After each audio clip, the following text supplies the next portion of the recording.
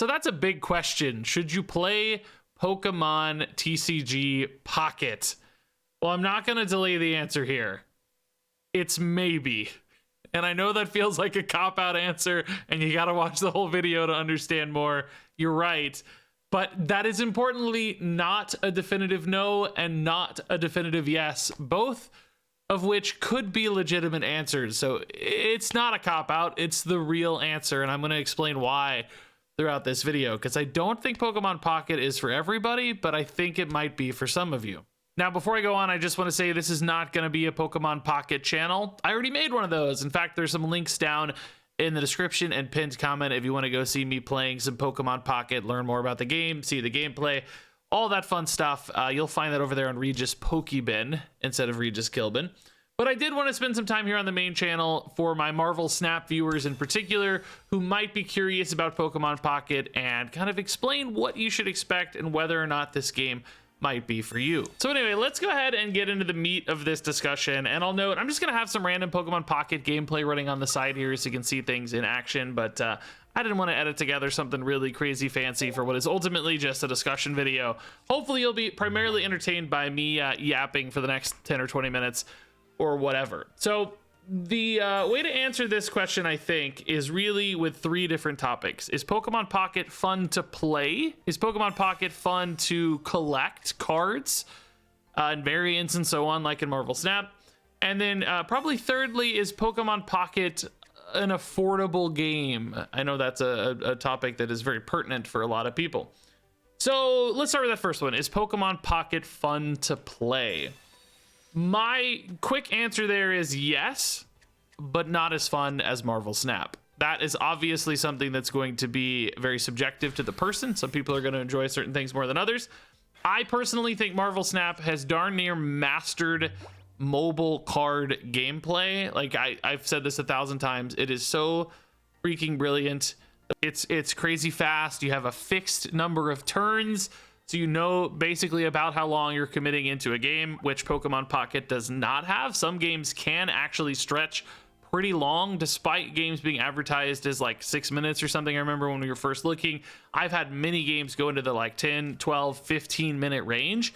It's not the most common time frame, but it does happen. So you don't have a fixed endpoint. There's not like a fixed number of turns. It's based on achieving win conditions, which just depending on the decks and matchups and stuff can take longer. You can probably choose decks that eliminate that to some extent, where you either win quick or you just, retreat out of a battle really fast. So you can control your fate there to some extent, but not every deck or every game can be expected to end in a fixed time span like Marvel Snap. So that's a big disadvantage. I think with Marvel Snap, another element I like is simultaneous turns.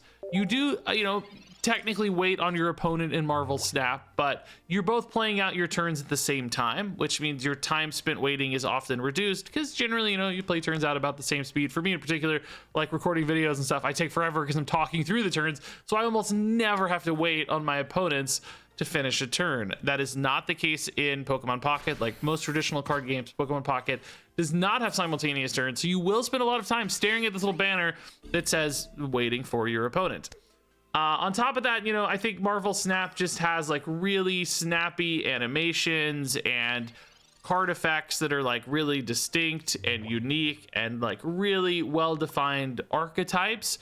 Pokemon Pocket, because of its roots in the Pokemon TCG, the physical card game, does feel a lot more limited in that aspect. Like, every card more or less is kind of doing the same thing. It's like I'm attacking for this a certain amount of damage, and I'm trying to line up, this big combo hit, or I'm trying to go like aggressive and be quick and do smaller amounts of damage early in a game. And there are some things like status effects that spice it up a little bit, but so far at least, and based on the TCG experience as well, I think it's fair to say that most of your experience will be about finding mathematical breakpoints and trying to execute a game plan that satisfies those mathematical breakpoints. So, I need to deal 120 damage to this Pokemon. How is the way I can do that? Like, I can hit for 70 and 50, and that's going to be how I get there.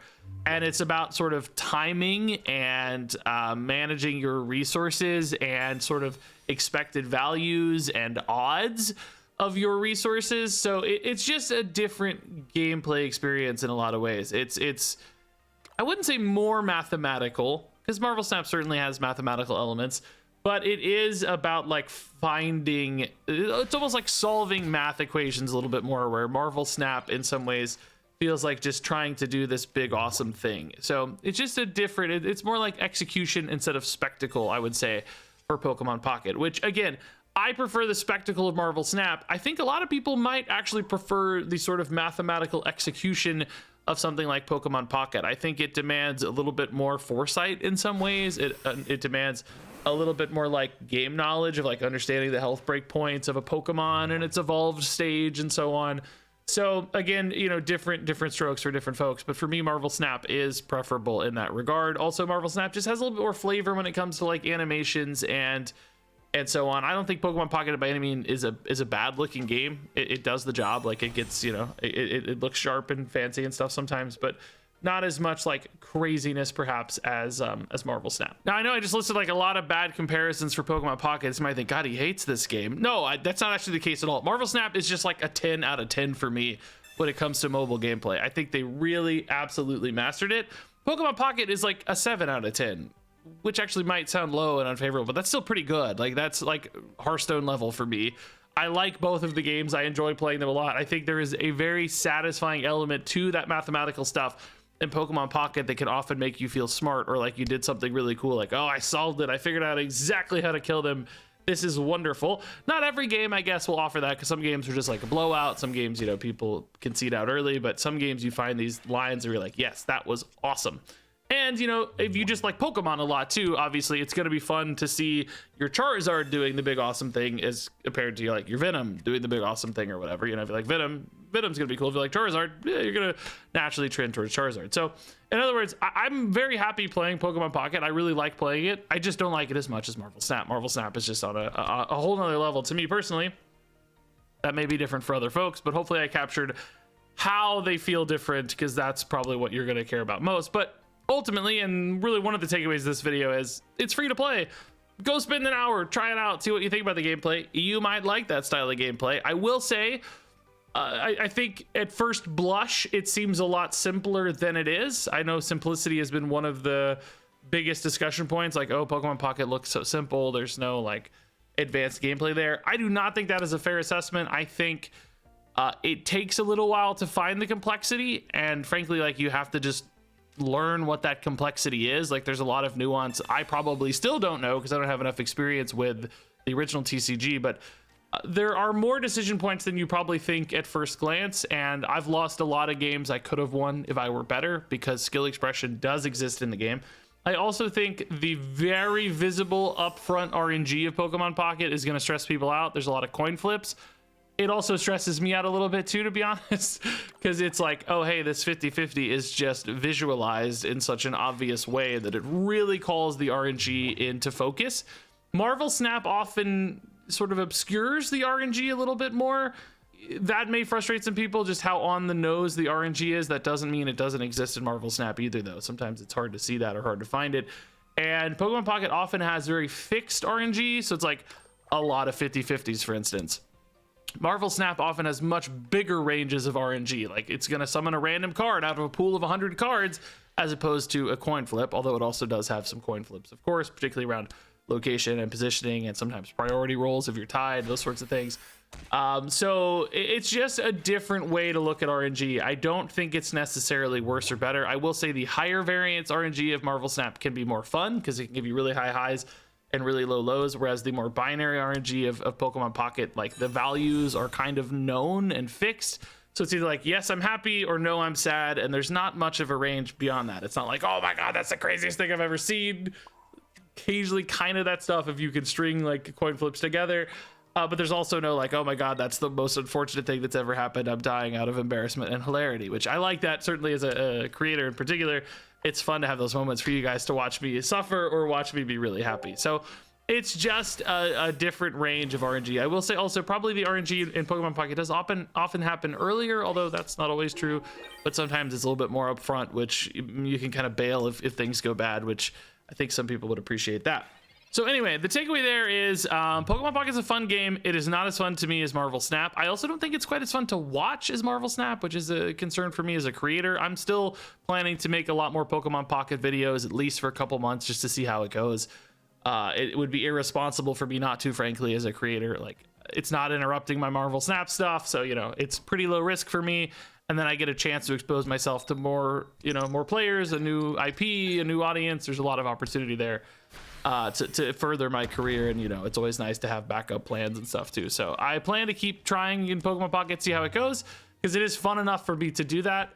But it does not, I do not see it ever becoming my main game or stealing from Marvel Snap. As long as Marvel Snap is a thriving, healthy game, I think it will remain my focus. Now, onto the collection side of things. Marvel Snap, of course, is a game that has gone super hard with variants and cosmetics and flares and borders and like a billion different ways to customize your cards.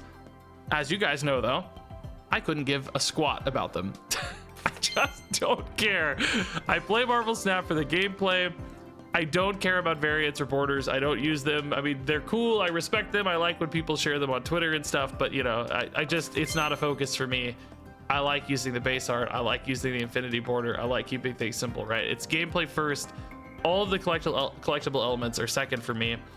And I think part of that probably is that in many ways, maybe every way, the game pieces in Marvel Snap are distinct from the way to unlock the game pieces in Marvel Snap is distinct from the variants. So in other words, I can get game pieces, the base card itself, and play them in a game without having to worry about their variants, right? I just get the game piece and I'm done. Pokemon Pocket, because it uses a pack system where you're using packs to get your game pieces, and in those same packs, you're getting variants of higher rarities. It molds the two together, right? So as I'm unlocking my game pieces in Pokemon Pocket, I'm also being exposed to variants, which inevitably made me care more about them. I really like all the variants in Pokemon Pocket because it's like, it almost feels like you had to earn them, because I like bought these packs, I spent this money to get these cards, and now I've got these variants as sort of a prize, and the actual like rarity of them feels meaningful. It's obviously not earned, right? It's just random RNG in a pack, but it feels more earned in a way, because in Marvel Snap, it's just like, oh, I went to go press this button and I spent the 1200 gold, right? And that's like, nothing about that was like experiential. It's just like, oh, I bought a thing in a shop, which is still, you know, very valuable for people who want to show off their cool thing and like show a commitment to a theme or whatever. Oh, I got all Venom cards, they're all red borders, and like that can still be really satisfying. But for me, it was so detached from the main experience, it didn't really feel important. Whereas in Pokemon Pocket, it's like, oh yeah, I remember opening this. This was an experience for me. I really enjoyed that. Like, oh, that was an awesome highlight.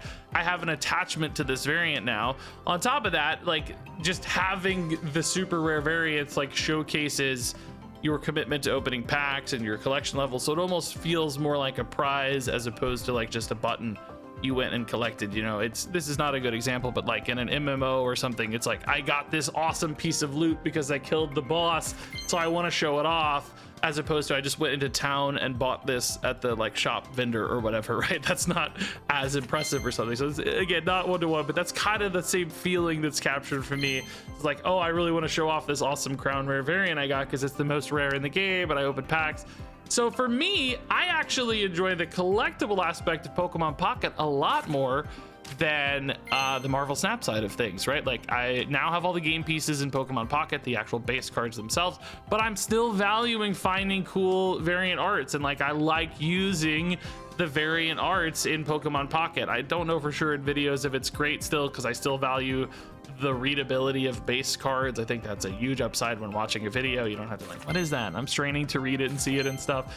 I think that's a lame experience for people, but in Pokemon Pocket, man, I don't know, I'm still itching to use them. So for me, I actually enjoy the collectability side of Pokemon Pocket more than Marvel Snap. I'm more invested. I'm itching to open packs. I get really excited when I get variants. I like showing them off in my decks. So that is an interesting twist I did not expect. Now, I think a lot of people will be the same way, especially if you really value Pokemon. Like, if you love Pokemon the property more than Marvel, like, forget it, dude. That's going to be such a great experience. And I think really most of the like marketing and focus and UI and experience of Pokemon Pocket has been trying to leverage that collectability side of things over the gameplay side of things. It certainly feels like the focus is collectability and gameplay right now is secondary, particularly when there's not like even a ranked mode in Pokemon Pocket, which I should have talked about in my last section, but it might be coming eventually anyway, hopefully. So, you know, if you're really into collectability and you love the aspect of Marvel Snap that is like getting cards and upgrading the appearance and getting variants and putting cool borders on them and showing those off, Pokemon Pocket has a lot of that. They have like binders to show off your cards and like cool, you know, visual things in game, like different boards that show how dedicated you are. And there's like community showcases where you can browse people's card collections and stuff. So there are a lot of elements to showcase the collectability in Pokemon Pocket that even Marvel Snap doesn't really have quite as many of those, except, you know, gameplay being a great way to showcase a lot of your stuff. So I do think Pokemon Pocket wins out on the collectability side of things. And if that's your jam, if that's what you're really into, and it's not based on Marvel characters, but you just like the thrill or the chase or whatever of collecting stuff, boy, Pokemon Pocket definitely feels to me more compelling in that case. So I guess that leads into a natural transition to this final topic of discussion, which is how affordable is Pokemon Pocket? And boy, I don't know. Great video, Regis. He doesn't know. Lock it in. That's all we needed to hear. He doesn't know. So look, I think both Marvel Snap and Pokemon Pocket are pretty expensive, right? Card games are just expensive. They demand time. They demand often, you know, financial commitment in order to have a lot of fun, have all the stuff, have the best decks, etc. That's to be expected. You know, obviously there's always this context to it. Magic the Gathering players have always said these games are cheap. Like, oh man, it cost me thousands of dollars to build a deck. Like, who cares about $100 here, $100 there? Whereas, you know, regular gamers, people off the street, people who don't have this context of card games are like, dude, these are so freaking expensive. I can't keep up with this, right? So it's a little bit about where you fall on that spectrum of expectations and how much you commit. But I don't think you'll go into Pokemon Pocket and say, oh man, I have all the cards and all the decks and I barely spent any money or didn't spend any money. I just don't think that's going to happen. I think you're going to feel behind a lot. It's a little bit hard for me to offer a pure picture of that because I just dumped some money, obviously, as a creator. I think I've spent like $500 or something and I have all the cards and all the game pieces. So like, yeah, you can go in and just buy everything for probably $400 or $500, maybe less if you wait a little bit and mix in some free-to-play stuff. But if you're a purely free-to-play player, you know, it's gonna be a little work to scrounge together a deck or two to feel like you can compete. Now that said, there's no ranked ladder, so do you even need to do that? Like, can't you just have fun with the whatever cards? If you want to like get XP fast though, you have to win PvP matches. It's not even fast, but if you want to get XP at all, you have to win PvP matches, which means you probably need good decks. So there is some compulsion to, you know, play better stuff and get better cards. You know, but Marvel Snap is also just prohibitively expensive. So I don't know that you would feel necessarily a huge difference between the two. They probably average out about the same. Marvel Snap, I will say, like at the beginning gives you a ton of stuff and then it sort of levels off and sucks somewhere along your collection road, you know. Pokemon Pocket might have a little bit more linear experience just because the rarities are like fixed per pack, but you will get diminishing returns still, you know, as you go, because like, you know, you'll start opening duplicates. So it's like, oh, I already have this 4 diamond EX card rarity, I don't need another one of these now, or 3 of these is really where you need 2 basically. The third one's kind of wasted. So as you open more and more packs, you will start getting more repeats that feel kind of wasted. So there is still kind of a curve that punishes you as you go. I will also note that a lot of the cards you get are just completely useless. They're just fodder. They just don't matter at all because it's like a 226 card set or something, and just a vast majority of those don't get played right now. Probably, frankly, won't ever get played when you look at larger card sets. That tends to be how it is. So it's more about the like collectability, finishing the card decks out so it looks nice and shiny, and you know, that side of it, as opposed to like getting playable game pieces. Where in Marvel Snap, there's a little bit more expectation that on average your game pieces are going to be you know, playable. Not every card is great, obviously, but you can at least tinker with them and put them in decks and stuff. Pokemon Pocket doesn't really work that way to the same extent. So I would say it just kind of depends on you, but probably Pokemon Pocket does not feel notably more affordable or notably more free-to-play friendly to me necessarily. They're just different in how you unlock cards and the number of cards. So that again might come down a little bit to like how invested you are in the collectability side of things and all of that. I will say one positive aspect of Pokemon Pocket that's not as easy to do in Marvel Snap is you can target cards you want to unlock. You get these points as you open packs, and then you can spend those points to just straight up buy a card with those points. It's not a particularly efficient process. It feels like it takes a long time to get enough to buy the things you want or craft the things you want, but you can, which I know has been a bigger pain point for a lot of people in Marvel Snap. So maybe a little bit more freedom there and kind of finishing out decks and finish out your collection and so on, which is nice. So ultimately, if you take those three categories, is Pokemon Pocket more fun than Marvel Snap from a gameplay standpoint? No, but it's still fun. Is Pokemon Pocket a better collectible experience? For me, yeah, I actually do like the collectability better in Pokemon Pocket, but Marvel Snap still does that really well. And then finally, is Pokemon Pocket more affordable? No, I don't think so necessarily. They feel about the same to me, although somebody's probably going to give me an answer that says otherwise, and that's fine. Feel free to read more opinions and trust those too. I would also be curious to learn more about people's experiences there, because mine is definitely not an organic experience, but I don't think they feel notably different. Like, I still think you're going to feel compelled to spend in Pokemon Pocket to get decks and stuff, and certainly to get variants and so on. So there is still some whale chasing in both. So in essence, that's 1 point to Marvel Snap, 1 point to Pokemon Pocket, and 1 tie. So here we are right back at the answer I gave you in the first 10 seconds. Maybe you should play Pokemon Pocket. And I think if you're all about gameplay, you're probably gonna like Marvel Snap more. If you're really into collectability, I think you're really gonna enjoy Pokemon Pocket.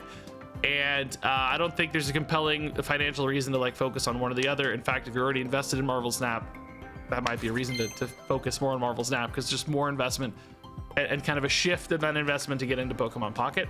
But ultimately, I do think Pokemon Pocket is a good game. I think it's still fun, just not as fun. And I think the collectability is really addicting, really compelling, and really fun to open packs and see cards. And for me, it's like fun to learn all the Pokemon and stuff. So I think it's a really solid game. It's a really great option for people if you're sick of Marvel Snap and you're just over it and you want to try something new.